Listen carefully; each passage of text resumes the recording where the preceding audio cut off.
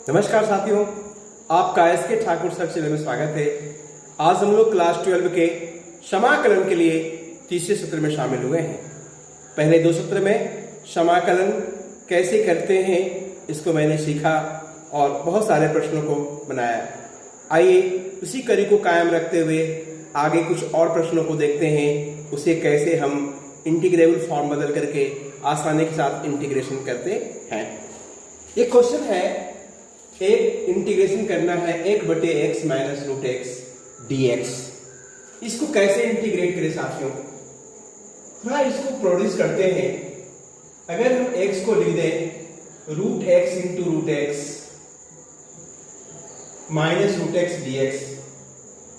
साथियों इस दोनों में रूट एक्स कॉमन है, रूट एक्स कॉमन निकालेंगे तो रूट एक्स माइनस 1 dx हो जाएगा। अब क्या करते हैं, रूट एक्स माइनस 1 को z मान लेते हैं और डिफरेंशिएट करते हैं। Differentiating with respect to x 1/2 root x हो गया dx dz। dx बटे रूट एक्स ये दो को इधर भेज देते हैं 2dz हो गया।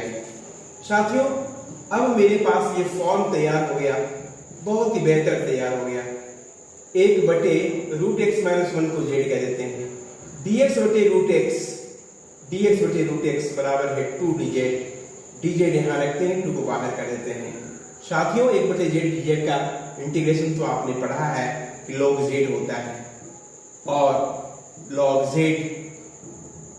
z का मान यहाँ पर है रूट एक्स माइनस 1, यही इसका इंटीग्रेशन हो गया। साथियों आइए दूसरे नंबर क्वेश्चन को देखते हैं। इसे इंटीग्रेट करना है, x³ माइनस 1 का पावर 1/3 है। इसको x³ इंटू x² कर सकते हैं x की पावर 5 को, और लेट x³ माइनस 1 को z मान लेते हैं।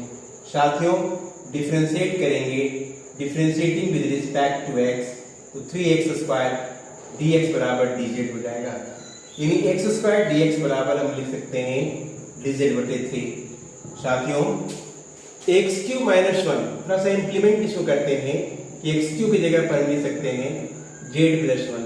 तो इसको हम लोगों ने क्या माना, z माना, तो z का पावर 1/3 हो गया और x³ के लिए हो जाएगा z+1 और x² dx के लिए dz/3 है, बटे 3 लिख दिए।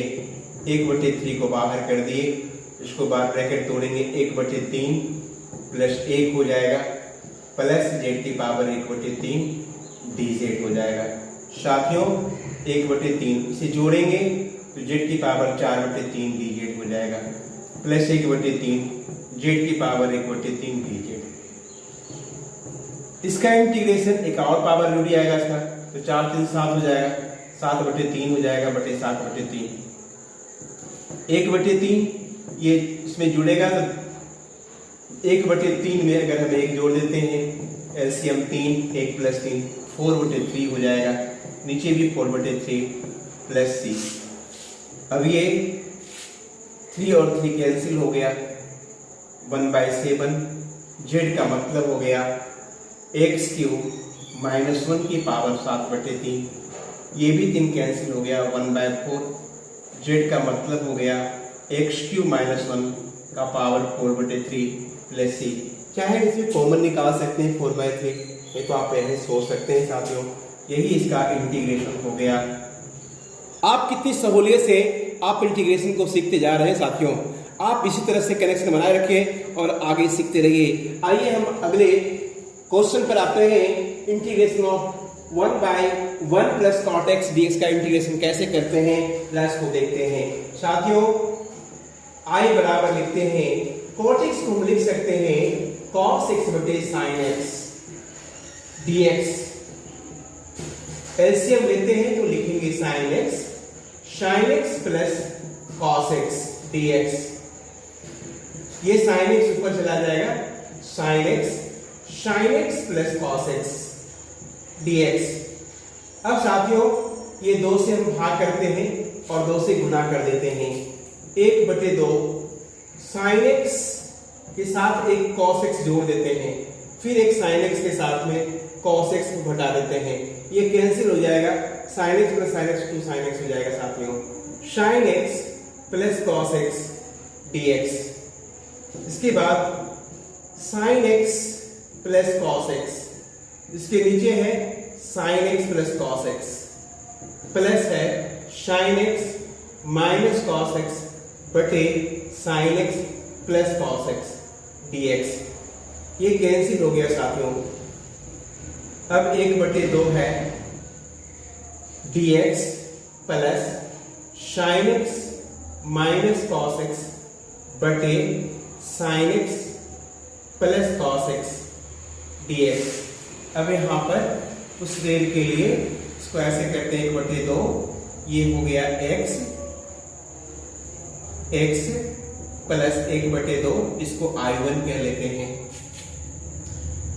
ये I बराबर हो गया। I1 के लिए let sin x plus cos x बराबर z, इसे z मान लेते हैं, तो डिफरेंशिएट करेंगे cos x minus sin x dx बराबर dz हो जाएगा। अगर हम इसको sin x minus cos x लिखेंगे तो इतना बराबर माइनस dz हो जाएगा साथियों। तो I1 बराबर हो गया इंटीग्रेशन, इसके जगह पर हम लिख सकते हैं माइनस dz, तो माइनस लगा दिए और ये z है, यानी minus log z plus c हो गया, माइनस log z का मान हो गया sin x plus cos x plus c1, इसको कह देते हैं। देयरफॉर I बराबर, जो मेरा I है 1/2 x, इसका 1/2 हो गया और I1 का वैल्यू इतना है, तो log sin x plus cos x plus c1 और इसका मिल करके c हो गया साथियों। इस तरह से इसको इंटीग्रेट कर लिए। अब नेक्स्ट क्वेश्चन पर आते हैं, इसको कैसे इंटीग्रेट करेंगे। रूट अंडर tan x है, यहाँ sin x है और ये cos x है, cos x से डिवाइड करेंगे, ऑब्वियसली cos x से गुना करना पड़ेगा साथियों। ये रूट अंडर tan x है और ये sin x बटे cos x भी होता है tan x, ये tan x हो गया और ये हो गया cos स्क्वायर x dx। ये कैंसिल होकर के रूट अंडर tan x हो गया और 1/cos स्क्वायर x हो गया sec स्क्वायर x dx। ये I बराबर हो गया, ये sec square x root under tan x dx हो गया।